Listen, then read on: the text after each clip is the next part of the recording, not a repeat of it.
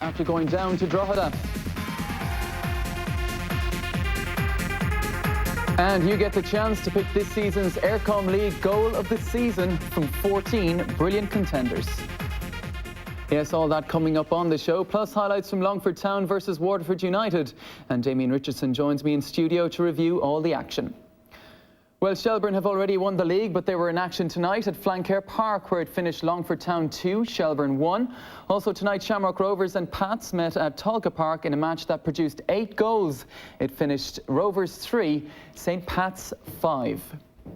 Well, we'll see how those results affect the Premier Division table later in the show. But first, we're going to look back on last Friday night's action when Shelbourne were finally crowned Eircom League Premier Division champions. A 2-0 win for Shelbourne, their 19th of the campaign. The full-time whistle meant celebration time for the fans, but for the players, an anxious wait. And then confirmation, defeat for Bohemians at O2 Park, Shelbourne the Eircom League champions.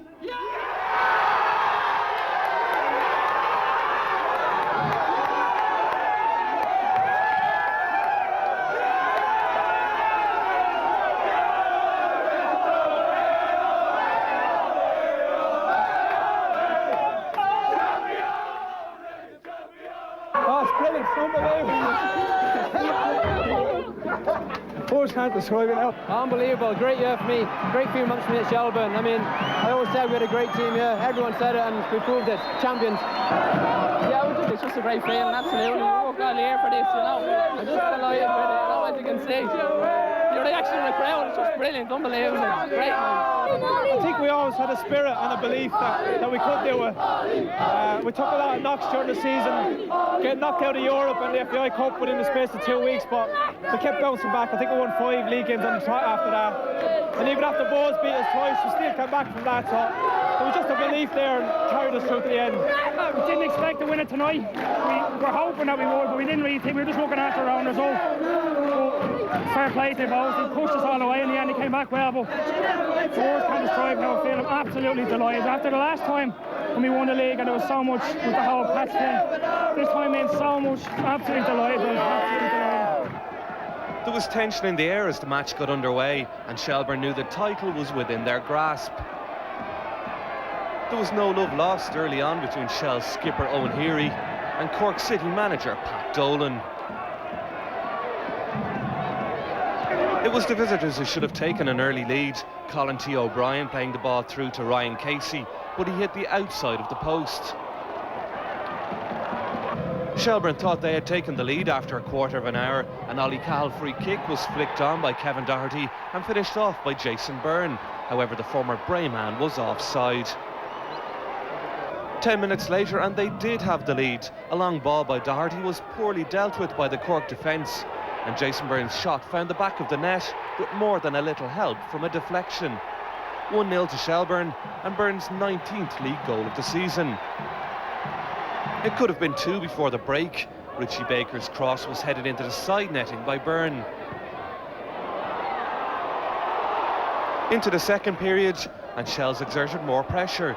The two Byrnes, Jason and Stewart, were thwarted by the Cork defence. Then Jamie Harris's long-range effort flew just wide of the post. They made it 2-0 when a deep ball by Dave Rogers was sent into the back of the net after a pinpoint header from Harris. His 6th goal since joining Shelbourne from St Pat's in the middle of the season. Ollie Cahill threatened as Shelbourne mounted a counter-attack. Stuart Byrne's bad touch allowed Michael Devine to come out and block the ball. At the other end, Colin T. O'Brien almost snuck in with Rogers and Doherty beaten. Steve Williams made the save. A powerful run from James Nolan saw him advance towards the Shelbourne goal. He outpaced Tony McCarthy, but his shot was straight at Williams. As the second half wore on, news began to filter through that Bohemians were struggling against Drogheda and that the title could be heading to Drumcondra. Cork persisted in their efforts to get something out of the game. Michael Nwanko's cross caused mayhem in the Shells' defence. Behan's second attempt at the goal ended like their other efforts, straight at Williams. It was over soon after, a 2-0 victory for Shelbourne that was to guarantee them the 2003 league title. Yeah, it's a fabulous feeling. It's where you play the game or where you manage is to try to win trophies and league titles, and we've won it tonight, and it's fabulous for the people behind me and the players. They've worked really hard to get us where we are. It's been a long, hard season. When you look back, has there been any particular turning points? It's been a very long, hard season. I think probably when we played Rovers here, we were 2-0 down, we came back to win the game, sort of put a belief in the players that, and in me, that there wasn't anything going to stand in their way, and they were willing to stand up to anything that was thrown at them, and they did, and they did it very well. Since I've come in, I told them when I came in that if they work hard, they'll be rewarded, and they've been rewarded tonight, and there's fellas that have been here for a while, and that's probably three or four league titles they've won, and lads that have come in, and it's probably their first one, but they've been tremendous. Anything we've asked them, they've done. They've sacrificed a lot of stuff, family-wise, and they've put a lot of stuff behind them and just looked at concentrating on winning matches and training hard, and now they can have a little bit of time to enjoy winning the league title, Christmas at home with their family, and enjoy that as well, with knowing they have the medal in their pocket. What does it mean to you now, winning it as a player and a manager? I don't think it's sank in yet. When you're a player, you can sort of let go and the emotions can flow, and I'm just trying to keep myself together. But it's a fabulous feeling. It's the feeling of leading, men or a team to win something is probably top to what I've done as a player. Yes, a huge night of celebration at Tolka Park, and Damien, it ended perhaps sooner than we would have thought, but with Drogheda doing their bit, Shelbourne did what they had to do, and deserving champions. Oh, most definitely. I mean, basically they won more and lost less games than everybody else. That makes them the best team in the league. And I think when it came to the crunch towards the latter part of the season, it was the collective spirit of Shelbourne outlasted that of Bohemians. Bohemians have had a long, hard season, a long period in European football, which I think did them a bit of a disservice. But Shelbourne had finished top of the league and played very well and got better as the season came to an end. It was the longest domestic season we've known in terms of the amount of games played, but in the end it was reward for consistency, I suppose, in that they lost only 4 games. Yes, I mean, tonight was the 5th game, wasn't it? Up against Bohemians, they were a team that you were always fighting against. But the fact that they drew a lot in the early part of the season, which maybe held them back a little bit, Shelbourne. And whilst Bohemians were having a difficult period, Shelbourne could have put more ground between them. But Shelbourne really, at the end of it, held on very, very well. And the reason they got stronger was there was a freshness about them, that maybe they got a little bit more by going out of Europe earlier in the season, not staying so long. And all these things combined, ultimately it comes down to the players and the manager. And Shelbourne have done very, very well. As a club, from the directors, the management and the players, they deserve everybody's congratulations. Well, we can take a look in a moment now at the goals from last Friday night, and they came from 2 men who proved key signings. Yes, I think everybody's expecting this man to be a great signing, as he turned out. Jason Bourne, again, he's hitting the target here. That's hence when the deflection comes, he gets the break of the ball. He's done that a few times this year. He's very consistent in the shooting. He normally hits the target, and that one left Michael Devine no chance. And that was an important opening goal, obviously. This is a great ball in by Dave Rogers. A beautiful stooping header by Jamie Harris. But it's a lovely layback. But this move came at the back of about 5 or 6 passes. And in the second half, Shelbourne were very, very impressive. Perhaps the best I've seen them play all season. They swept Cork aside, and we can see now this is the tenterhooks period from the dressing room. But I mean, it's a lovely feeling of elation and great relief for the manager as well. But I think at the end of the season, because they're getting better and better, they deserved it. And Bohemians made a lot of ground up, but ultimately didn't have enough to get and keep the nose in front of Shelbourne. Well, you see exactly what it means there to the players. And Pat Fenlon, to be fair, was at pains throughout the season to say that there was a side that did have character. Phrases such as chokers was going around, but that was never going to be the case. There were key points in the season. They went out in Europe to Ljubljana on, I think, August 28th and came back and won 5 games in the league in a row, yes. And that would really put to rest any questions of character. Well, I mean, character to me is an overused word in football. I don't know a League of Ireland player or a League of Ireland team who hasn't got character. It's the nature of Irish people that they have character, particularly in the sport. But it's the collective use of that character that's the important aspect of it. And when you go out of Europe very, very early, you're embarrassed and you want to make up for that immediately. They did that. They bounced back. They have a good environment. But then, if you think of Shelbourne over the last decade, 10, 11, 12 years, they've won loads of titles, loads of cups. They've been in every competition every year. There's great spirit there, but there's also a great tradition now, and they've been the team of the last decade.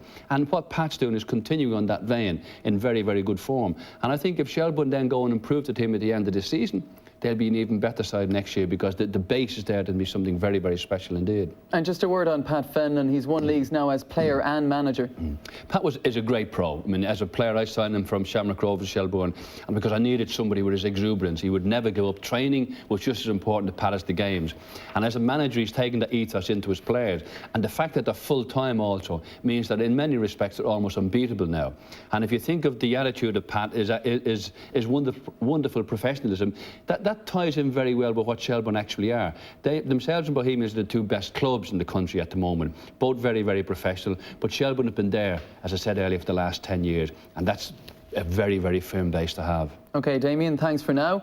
So as we now know, Bohemians' title challenge finally came to an end at O2 Park on Friday evening. 2 second-half goals ensured Drogheda United would be playing Premier Division football next season, and Bohs would have to settle for second place.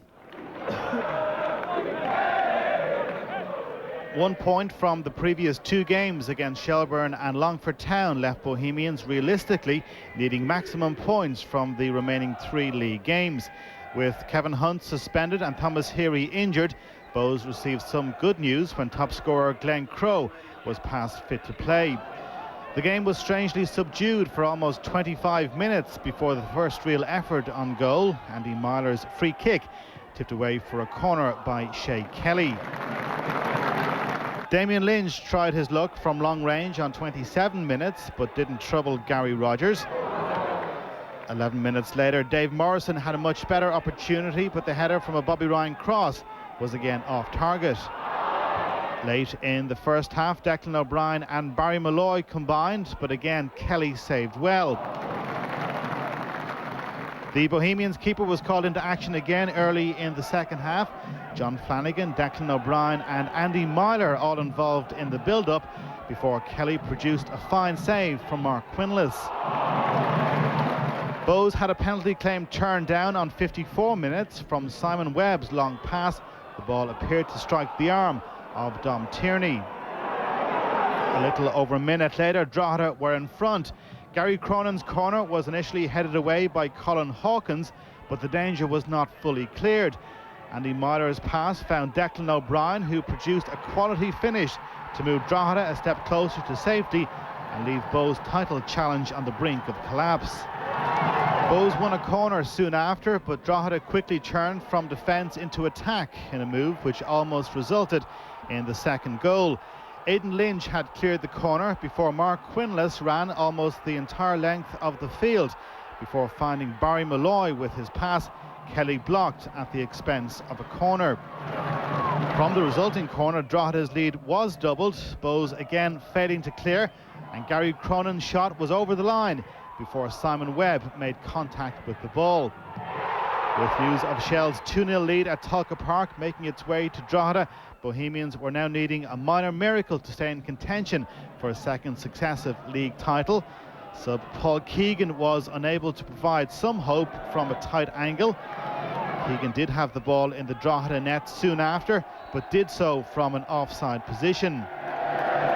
Bohs were continuing to ask questions of the Drogheda defenders. Stephen Gray needed to clear off the line with Glenn Crowe lurking. And the final chance of the game fell to Drogheda. Again, Shay Kelly saving well to prevent Gary Cronin from scoring his second goal of the evening. 2-0 a finish to Drogheda.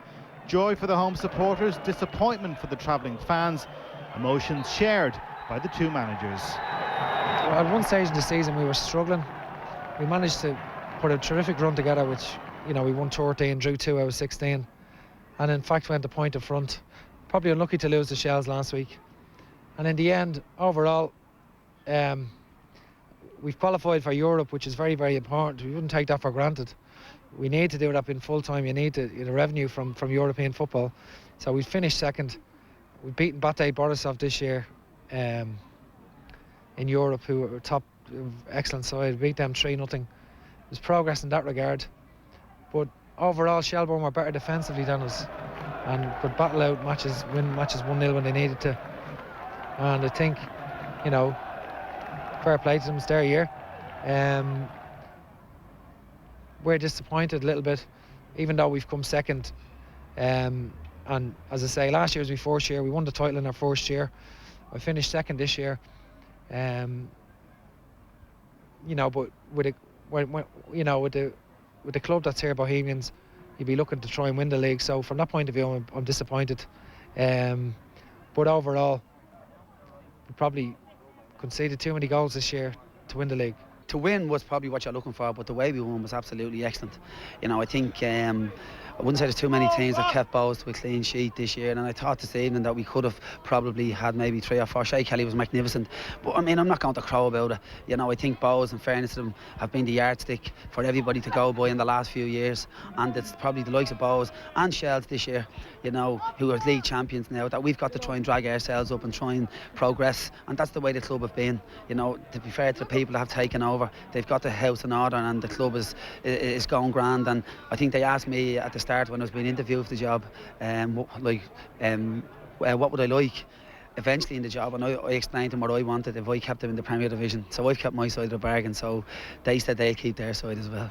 I'm sure when you took the job, I mean, you're hoping that Drogheda won't just be a club who is hoping to survive every year, looking for something beyond that. Yeah, well, to be honest with you, Dave, now, I would never say too much about myself. I give myself too much credit. But what I would have to say about myself and Thomas Dunn and Jody Byrne, it wasn't an easy job to take, because, as I said before, there's a lot of clever people in League of Ireland football who probably would have said, no, let them get relegated, rather than take the challenge and have that pressure, or have that well, pressure is probably the word, because, as I said, no one ever gives you a job when you're second in the league.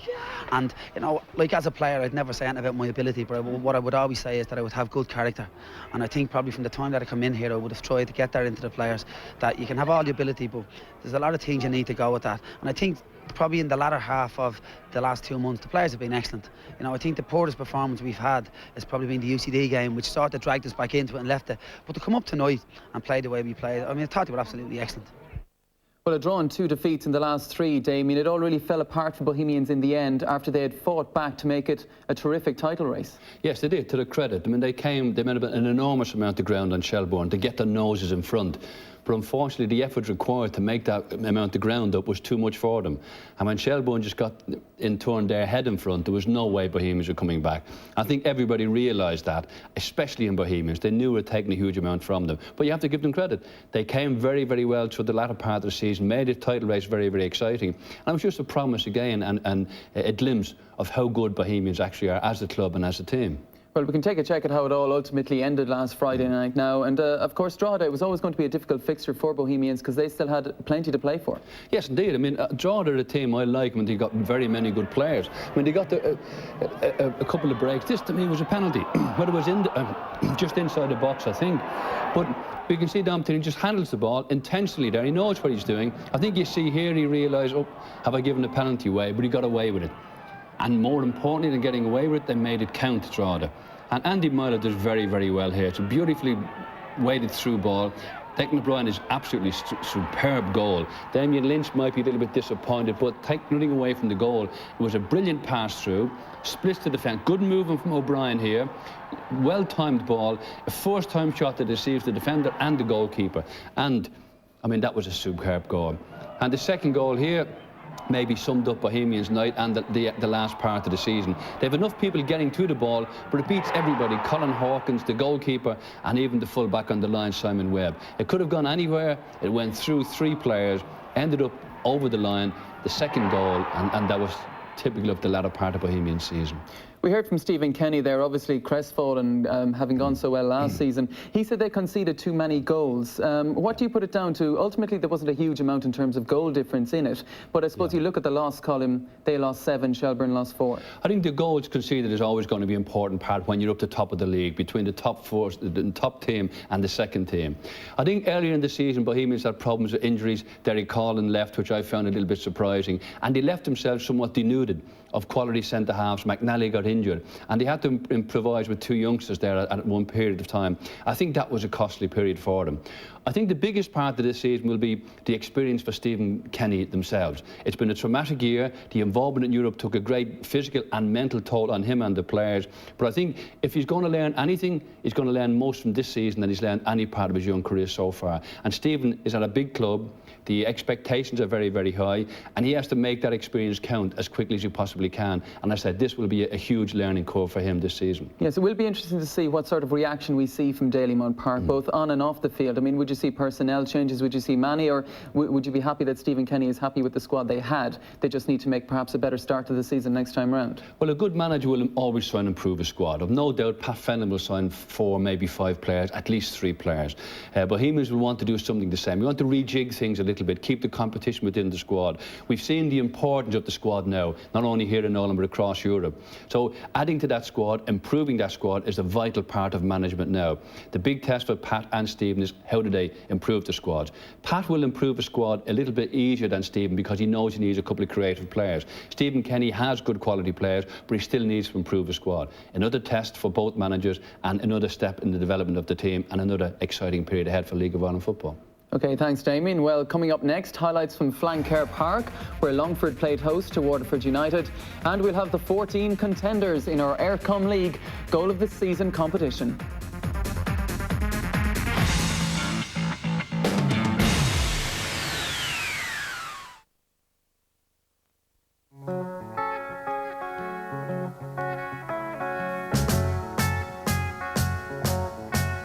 Imagine me and you and me. No matter how they toss the dice, it had to be.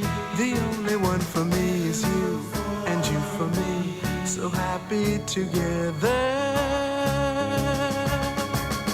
I can't see me loving nobody but you.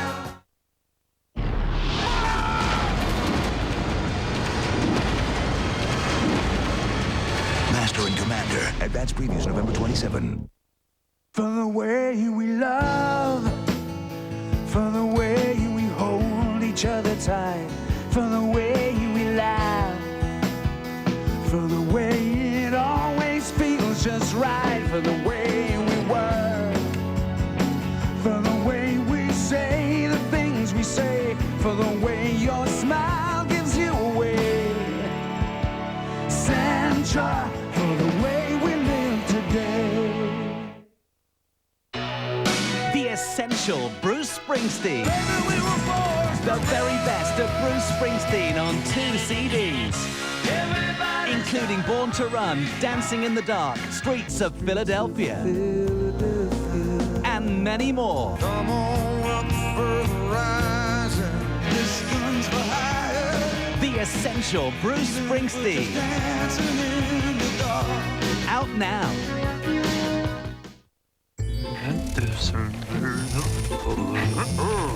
This Christmas, an O2 Speakeasy Nokia 3510i and Siemens C60 both come with 200 free media messages, up to €80 of free call credit, and of course, a discreet vibrating alert. Better still, both these great Speakeasy phones are just €99 each, whether you're a new or upgrading customer. See what you can do. O2.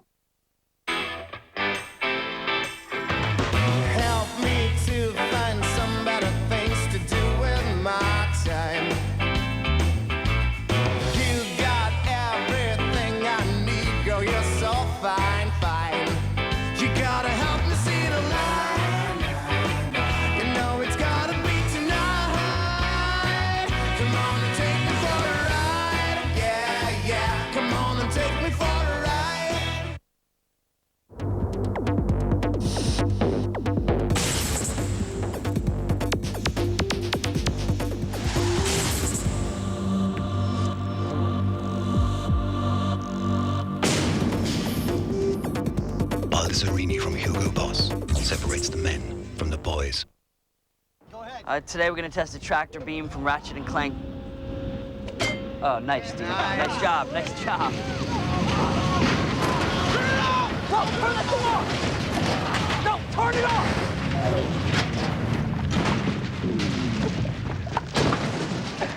Sweet. The tractor beam, one of 51 weapons and gadgets not fit for this world.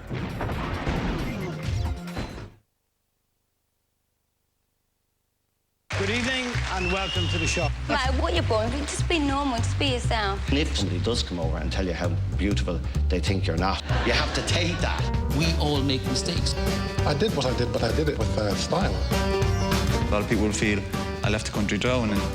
I have to accept that. Tell me I'm a bad man. Tell me I'm a bad man. I'm worse than what they say. The Dunphy Show.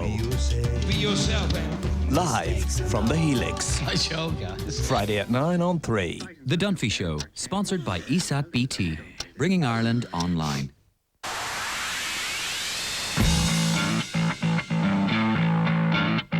Yes, welcome back. Longford Town and Waterford United had pride and the possibility of 4th place in the table to play for when they met on Friday night. Their previous meetings this season had produced 2 draws and a 1-0 win, so a tight contest was expected at Flancare Park. Waterford United may have shown plenty of promise against a number of the top clubs during their league campaign, but the Blues hadn't beaten Friday night's opponents in their previous 3 meetings this season.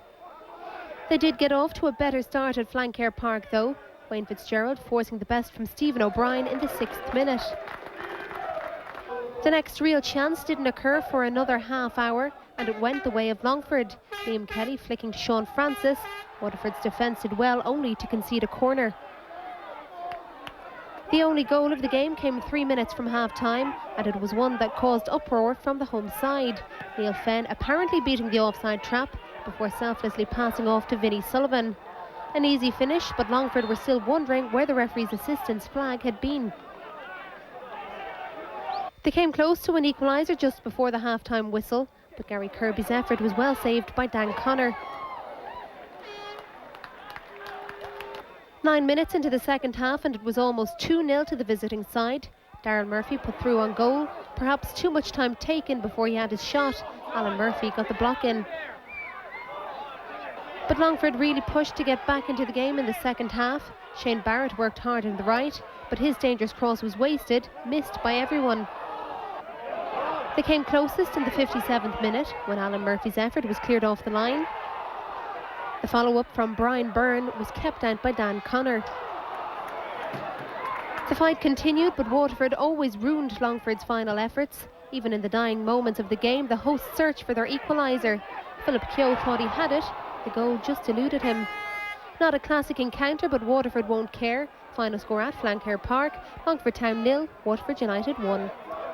So plenty of chances there, Damien, but Vinnie Sullivan goal wins it. 1-0 the final score, as we said. I think overall, though, the first season of summer soccer will go down as a successful one for both of these clubs. Very much so, particularly for Longford Town. 2 cup finals, winning one, the first major trophy. I think that will be a major stepping stone for Longford. Now, I see it with the quality of the squad they've got and a few improvements. They'll be a very, very good side next year. Waterford, 6th at the moment in the table, I think surprised an awful lot of people. Not themselves, perhaps, but they'll still be very, very satisfied with the showing back in the big flight, and again with the addition of a couple of new players might even go further next season. Well, the key now obviously for both those sides just to build on what they've achieved this season in terms of looking ahead to next season. Very much so. Again, like we said earlier with Pat Fennell and Stephen Kenny, the addition of new players is always an important part of management nowadays, and if Jimmy and Alan Matthews can actually improve the squads, then I think they'll be pushed for that very important 3rd spot next season. I think there's going to be much more intense competition for the higher places next year.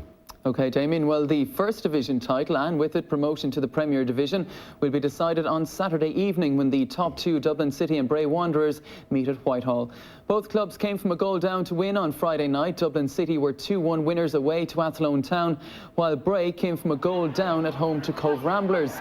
Anthony Brosnan headed home on 20 minutes to put Cove in front. But the home side were level just 2 minutes later. Stephen Fox evading several challenges in the box before eventually finding the net, and that made it 1 goal apiece. Well, Bray took a 2-1 advantage into the half-time break. A header from Robbie McGuinness came back off the post, but Wesley Charles, and we couldn't believe his luck, he made the most of the opportunity to put Bray in front. And McGuinness himself put the seal on a 3-1 win 20 minutes from time. Bray must now win at Dublin City to clinch promotion. A draw would be enough for the home side. Well, Finn Harps remain 3rd in the table thanks to a 1-0 win over Kilkenny City. The only goal of the game was scored by Kevin McHugh early in the first half. The Kilkenny defence went missing as McHugh was allowed to race through unchallenged before beating Darren Burke. That was McHugh's 16th goal of the season. So we can take a check now at how the top of the Premier Division looks right now. Shelbourne champions, and still something of a battle going on for third. Yes, Pat's making a late challenge, and Longford also. Pat's can catch Cork City if they win on Thursday evening. But I think Cork City have been a little bit fortuitous in the fact that whilst they've had a barren spell recently, neither Pat's, Longford nor Shamrock Rovers have been able to make up any ground. But that third spot again, very, very important. I always feel if any of the big clubs, qualification for Europe makes it a successful season. And down at the bottom, well, still plenty to play for here. As we've seen, Drogheda have made themselves safe now with that win over Bohemians, but it's now simply down to 2, 1 automatically to go and 1 into the playoffs, UCD and Derry. Well, the game tomorrow evening with Derry City and Bohemians is very, very important. If Derry win that, they put intense pressure on UCD. A lot will depend on Bohemians, but I know they won't go up there looking for an easy option. So that's what's going to go right to next Sunday. I think it'll be, again, a very, very exciting, just like the one at the top end of the table. Drogheda have done well, but I think Drogheda were always going to keep out of trouble. It was always going to be between UCD and Derry City. And in terms of the first division, which we can take a look at now, we were just saying it's going to go right down to the wire, right down to the final game. Finn Harps have just, well, they've just lost it in the last few games of the season. They'll have to settle for the playoffs. But who do you fancy, Dublin City, Bray Wanderers? Well, Dublin City have all the advantage. They have home advantage and they only need a draw. But Bray are a very experienced team. They've been in this situation before. Whilst Dublin City have done exceptionally well this season to get themselves in pole position. This is the most exciting aspect of the season so far in the first division. I don't know which way it's going to go. I mean, either side are capable of winning it. But I'm also looking forward to the playoffs. That's another new instalment, another new exciting instalment for Eircom League football. And of course, interestingly there, Limerick and Kildare County, of course, still battling for that spot, and we'll wait to see what happens there. But down at the bottom then, these teams will be looking, of course, just to, well, they're really playing out the rest of the season. We'll be hoping for improved showings next time around. Well, particularly Galway, Alan Murphy scoring a lot of goals this season. They're still ending up only in the middle of the table. A good cup run, but still a disappointing season. And all the teams below them have been there all through the season. And I mean, it looks like that Kilkenny are going to finish bottom at the first division. But the real interest are going to be at the top end of this division, right, again on Sunday. OK, thanks, Damien. Well, these are the fixtures for the final week of the Premier Division season. Tomorrow night, Derry City take on Bohemians at the Brandywell. St Pat's are at home to Longford Town on Thursday night. And the champions' final game of the season has been brought forward to Friday. Shelbourne taking on Shamrock Rovers at Talca Park. And Sunday is the last day for the rest of the top flight. Bows face St Pat's at Dalymount Park. Cork City take on Drogheda United at Turner's Cross. And UCD play host to Longford Town. Waterford United entertain Derry City at the RSC. In the first division, Saturday sees the meetings of Kilkenny City and Galway United, Sligo Rovers and Dundalk, Cove Ramblers and Finn Harps, and the all-important top-of-the-table clash between Dublin City and Bray Wanderers. And there are 2 games on Sunday. Limerick against Kildare County in the battle for that final playoff place, and Monaghan United against Athlone Town. Well, now it's time for our Eircom League Goal of the Season competition. Pick your favourite goal from these 14 contenders, and at the end we'll tell you how to enter your choice.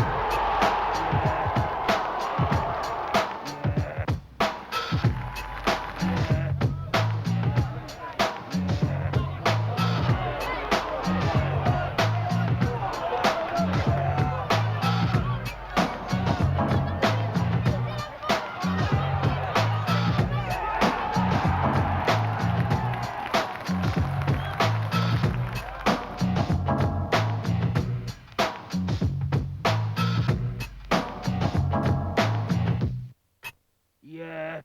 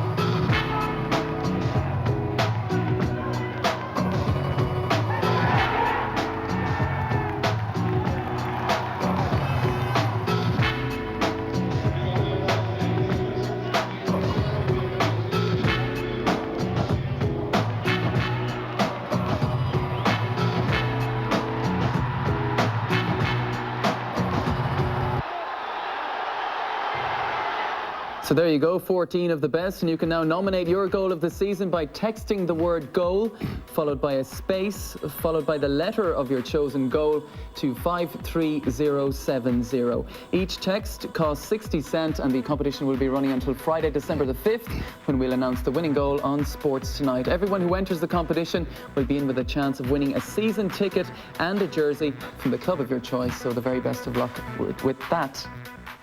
Well, Damien, rather you than me trying to pick a winner out of that bunch. 14 cracking goals, but overall, yes, the standard of the season, first season of summer soccer, how's it been to you? Summer soccer's been an enormous success. I think we've seen by the reaction, those goals there alone show the improvement in the technical quality of the players in the League of Ireland, because the pitches are better and the training facilities are better. The players and the managers and the coaches have responded, I think, wonderfully well to the new facilities that they've all got. And I think the reaction of people around the country has proven to me that on television and for the live games, people have responded very, very favourably indeed. It's a stepping stone, a small stepping stone, but a very important stepping stone. Okay, Damien, thanks very much for your views again. That's all we have time for tonight. Thanks for joining us in the studio. The final Eircom League Weekly of the season is next Monday night, while Celtic versus Bayern Munich in the Champions League is live tomorrow night from 7:30. So until then, from all of us here, a very good night.